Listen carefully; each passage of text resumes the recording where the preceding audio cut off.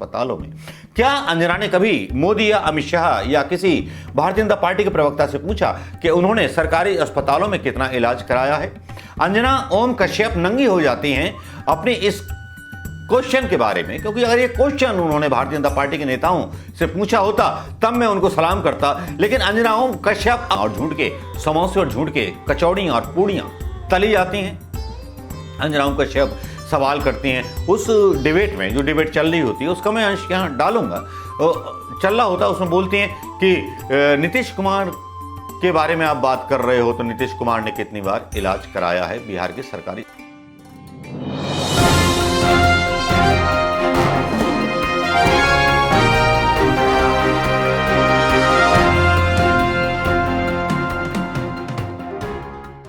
दोस्तों नमस्कार, मैं मनोज कुमार शर्मा आजाद हिंद आवाज न्यूज के लिए एक बार फिर आपके बीच में लेकर के बिहार की उस पॉलिटिकल खबर के पीछे, जिस खबर के पीछे काफी एनालिसिस आप लोग सुन चुके होंगे, काफी चीजें आप सुन चुके होंगे, लेकिन नई खबर क्या है, नया फैसला क्या है, ये भी तो बता दूं, तब चैन से सो पाऊंगा कि खबर जो पेट में गुड़ मड़ा रही है, पेट में दर्द कर रही है, वो खबर आपको बतानी बहुत जरूरी है। लेकिन इससे पहले मैं आपको बता दूं कि नीतीश कुमार का जो हुआ था, मतलब झगड़ा हुआ था, वो अमित शाह से सीधे सीधे हो गया। अमित शाह को आप जानते हैं नंबर 2 पोजीशन है अमित शाह साहब की। नीतीश कुमार की नाराजगी में अमित शाह भी हैं फैक्टर। सुशासन बाबू को क्या है, होम मिनिस्टर से दिक्कत, भाई आप ही की पार्टी के हैं और आप तो बिहार का पैकेज लेके आने वाले थे नीतीश कुमार जी। बीजेपी के साथ आपने गठबंधन भी किया, केंद्र सरकार ने फिर भी कोई विशेष पैकेज बिहार को नहीं दिया। बिहारियों से खुंदक मोदी की उसी समय से है जब मोदी जी नीलामी करके आए थे बिहार की, और उसके बाद उनकी पार्टी को उतनी सीटें ना मिली थीं जितनी सीटें मिल पाई थीं। यह भी एक सच है कि नीतीश कुमार ने गुजरात दंगों के बाद होने के बाद भी बीजेपी का साथ नहीं छोड़ा था। नीतीश कुमार ने अपनी प्रतिबद्धता जितनी भारतीय जनता पार्टी के लिए दिखाई उतनी शायद संविधान के लिए दिखाई होती। जितनी प्रतिबद्धता राष्ट्रपति चुनाव में उन्होंने मोदी के साथ दिखाई शायद उन्होंने विपक्ष के साथ जताई होती। सवाल बहुत उठते हैं, सवाल उठने लगते हैं, लेकिन यहां बिहार वर्सेस अदर कंट्री होना शुरू हो जाता है।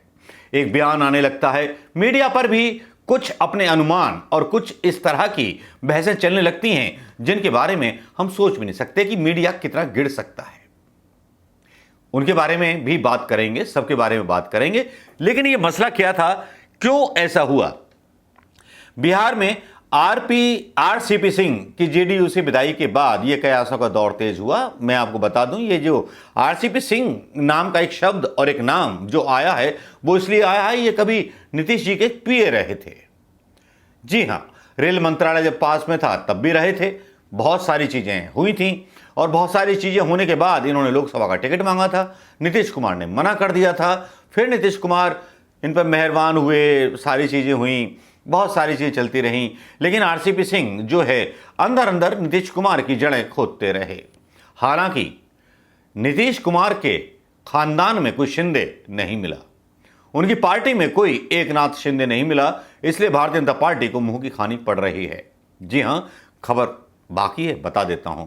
नीतीश कुमार भाजपा को छोड़कर एक बार फिर से आरजेडी के साथ जा सकते हैं। कहा जा रहा है नीतीश कुमार को अमित शाह की बिहार की राजनीति में बढ़ते दखल से लेकर के परेशानी है, वो अपने आप को असहज महसूस कर रहे हैं। करें भी क्यों नहीं, खबरें ऐसी डाली जाती हैं, ये नहीं बताया जाता कि जो गठबंधन का फर्ज है अमित शाह का, वो निभाने को तैयार नहीं है। उन्हीं के एक नेता को बिना नीतीश कुमार की सहमति के, जो उस राजनीतिक दल का मुखिया है, उसको राज्यसभा भेज देती है भारतीय जनता पार्टी फूट डालने के लिए। तो जाहिर बात है अनुभवी नेता नीतीश कुमार को इसका मतलब भनक लग गई और उसके बाद कड़वाहट शुरू हो गई। अब कड़वाहट इस कदर बढ़ चुकी है कि मैं आपको बता नहीं सकता। कड़वाहट इस कदर बढ़ी है कि पप्पू यादव का बयान आता है नीतीश कुमार के पक्ष में। यह बयान मैं यहां डाल रहा हूं, सुन लीजिए। अस्थिर, पहले ही बीजेपी ने बिहार की दुर्गति कर दी। इस बार जब से सरकार बनी है बीजेपी गठबंधन की, तब से आयो राम गयो राम, आयो राम गयो राम, अब जाएगी कब जाएगी, अब जाएगी अब जाएगा, अब जाएगा अब जाएगा। डिप्लोमेसी हो गई, यहाँ आ गया, वहाँ चला गया, मतलब कंप्लीट रूप से वैसे ही पूरा बिहार अस्थिर है। Bihar law and order problem है। बिहार के निचले पदाधिकारी काम करने को तैयार नहीं है कि क्या होगा, कौन रहेगा, कौन आएगा, कौन जाएगा। हालात सही नहीं है। कल 7 आदमी शराब से मर गए। पार्टी हो रही है शराब की, उसमें 2 लोग मर गए। आपको आश्चर्य होगा इसमें, पार्टी शराब की और उसमें 2 लोग मर गए, और पुलिस कह रही है कि शराब की कोई पार्टी नहीं, और पार्टी पूरा वायरल है। 15 लोग मर गए, 15 लोग, लगभग 13 नहीं है, वहां 15 मरे हैं छपरा में। कफन तक के लिए पैसा नहीं था, कफन के पैसे भी पप्पू यादव को देना पड़ गया। सिवान में जेल में मारते मारते पुलिस ने एक यंग लड़के को मार दिया, मारते मारते। आपको आश्चर्य होगा। ये देखिए, ये सब शराब की पार्टी चल रही है। पूरा बोलबम वाले एक पूर्व पंचायत समिति शराब का पार्टी चला रहा है, ये देख लीजिए। और पूरा प्रशासन लगा हुआ है इसको खत्म कर देने, हर जगह। अब डेली मर्डर तो आप समझिए। आज मैं जा रहा हूं औरंगाबाद, जहां सुजीत मेहता जिला पार्षद को 7 गोली मार दिया गया। अभी मैं औरंगाबाद जा रहा हूं। कोई भी काम करने को तैयार नहीं है। पुलिस गुंडाई पर उतर चुकी है और कंप्लीट अपराधी और माफिया निरंकुश है।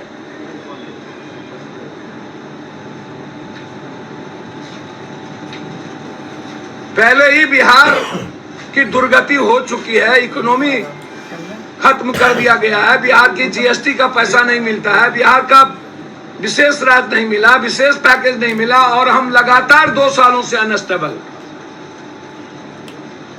हम नीतीश जी से आग्रह करेंगे कि या तो आप घोषणा करिए कि जो सरकार है वो सरकार अस्थिर है, हम उसमें रहेंगे और ये सरकार सस्टेन करेगी।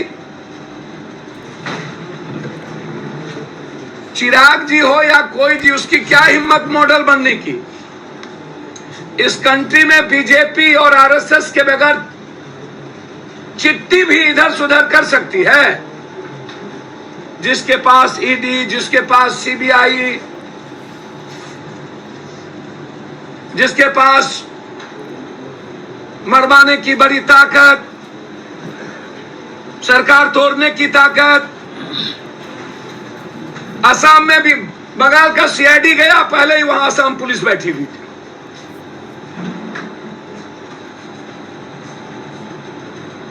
संघीय व्यवस्था ही डेमोक्रेसी में चौपट कर दिया गया। लोकतंत्र है क्या? सीआईडी को जांच से दिल्ली पुलिस रोक दी। मतलब किसी भी कीमत पर सरकार। अब मुझे लगता है कि कोई शिंदे नहीं पैदा हो पाए बिहार में, या कर नहीं पाए। नीतीश जी को करना मुश्किल था, जैसे छत्तीसगढ़ और राजस्थान में नहीं कर पाए, वैसे नीतीश जी को नहीं कर पाए। तो लगातार नीतीश जी को टॉर्चर। मैं आरसीपी सिंह जी पर कुछ देखिए, यदि आप नेताओं की संपत्ति की बात करेंगे तो सबसे ज्यादा संपत्ति तो सत्ता पक्ष के पास है। और हम तो चाहेंगे कि नीतीश जी आर्थिक अपराध से सबकी संपत्ति, सारे मंत्री की संपत्ति जांच करा दे कि किनके पास कितना संपत्ति है। यदि बीजेपी चिराग जी की ये बात तो पहले ही समझ में आनी चाहिए ललन जी को, फिर भी आरसीपी सिंह जी को आप मंत्री बना दिए। और ये बात आपको उस वक्त समझ में आनी चाहिए कि आरसीपी जी मोहरा हो चुके हैं। भैया आरसीपी सिंह जी लगातार ओएसडी थे, अब वो कह रहे हैं कि इनको सीएम चलाने नहीं आता, 4 घंटा ये भुज्जा खाते हैं, 3 घंटा सोते हैं, 11 बजे आते हैं। अब ओएसडी पीएस भी ज्ञान देने लगे। कितना भी खराब हो जाए नीतीश जी, पर्सनल लेवल पर नीतीश जी के ईमानदारी पर चैलेंज नहीं की जा सकती। ईमानदारी नहीं तो ये बीजेपी कभी बकस्ती किया, ईडी और सीबीआई आज तक नीतीश कुमार को छोड़ देते, कहीं ना कहीं घेरने का प्रयास, क्योंकि पीए होंगे उस वक्त आरसीपी। जब स्लीपर घोटाले की बात आ रही थी तो उस वक्त ओएसडी आरसीपी ही थे। तो हो सकता है जो बिजली मंत्री है आरा वाले, उसी तरह इनके पास भी कोई कागज हो। ये लोग तो साथी होते हैं।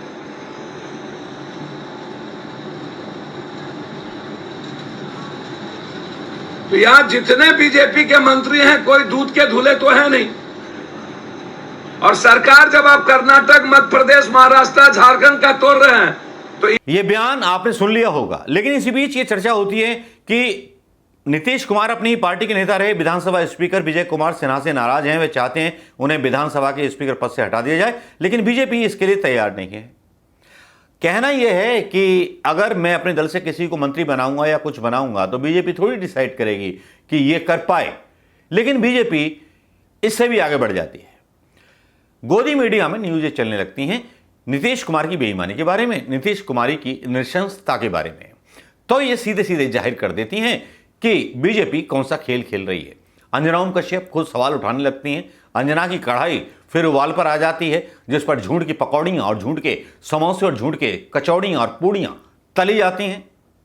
अंजना ओम कश्यप सवाल करती हैं उस डिबेट में, जो डिबेट चल रही होती है उसका मैं अंश यहाँ डालूंगा, चल रहा होता है, उसमें बोलती हैं कि नीतीश कुमार के बारे में आप बात कर रहे हो तो नीतीश कुमार ने कितनी बार इलाज कराया है बिहार के सरकारी अस्पतालों में। क्या अंजना ने कभी मोदी या अमित शाह या किसी भारतीय जनता पार्टी के प्रवक्ता से पूछा कि उन्होंने सरकारी अस्पतालों में कितना इलाज कराया है? अंजना ओम कश्यप नंगी हो जाती हैं अपनी इस क्वेश्चन के बारे में, क्योंकि अगर ये क्वेश्चन उन्होंने भारतीय जनता पार्टी के नेताओं से पूछा होता तब मैं उनको सलाम करता। लेकिन अंजना ओम कश्यप अब भी नहीं सुधरने का नाम ले रही। अब भी इनको नहीं लगता कि इनकी बेटी इनके खिलाफ कमेंट देखती होगी, इनके खिलाफ यूट्यूब वीडियो देखती होगी तो उसको शर्म आती होगी घर में कि मेरी मां पैसा लाती है तो देश के साथ गद्दारी करके लाती है और देश के साथ झूठ बोल करके लाती है। शर्म करो अंजना ओम कश्यप। देख लिया होगा, मेरा आक्रोश भी देख लिया होगा, लेकिन यहां पप्पू यादव और मीडिया की एकदम सदी सराही चालों से लगता है कि कुछ होने वाला है। देर रात यह खबर मिली सुनने को कि कांग्रेस ने अपने सारे विधायकों को मौजूद रहने के लिए कहा है। आरजेडी ने अपने पत्ते अभी तक नहीं खोले हैं। कांग्रेस के जो अध्यक्ष हैं उन्होंने सारे अपने विधायकों को और सांसदों को इकट्ठा कर लिया है पटना में। अब देखना यह है कि कल आने वाले कल क्या होने वाला है। कोई बड़ा धमाका होगा या फिर नीतीश नाता तोड़ेंगे, या नीतीश को समर्थन देगी कांग्रेस, या नीतीश को समर्थन देगी आरजेडी, या पलटू राम की तरह मशहूर हो चुके नीतीश कुमार की आस्था पर फिर से विश्वास करेगी आरजेडी। जबकि नीतीश कुमार का इतिहास हमेशा बीजेपी के साथ रहा है। नमस्कार, जय हिंद दोस्तों।